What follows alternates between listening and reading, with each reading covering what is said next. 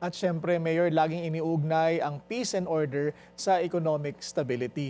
Ramdam ho ba ng Paglat ang pagbaba ng business confidence at paano ho ninyo pinapanatili ang investor confidence sa inyong bayan? Actually, yung munisipyo po namin is when it comes to peace and order talaga is ito yung isa sa mga number one priority namin. We all know that when we hear Maguindanao del Sur, marami tayong naririnig in regards to peace and order. But here in the municipality of Maglat, we have innovative programs like nakikipag-meeting kami with the MIL funders during our MPOC, and we also have a CLAMP Act program.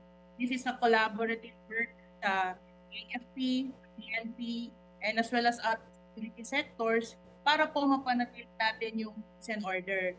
And nagiging confident ang ating mga constituents when it comes to their market, sa kanilang business, because alam nila na pag dito sila nag-business sa munisipyo ng Paglat is namin natin at nasusustain ang peace and order because of the collaborative work of different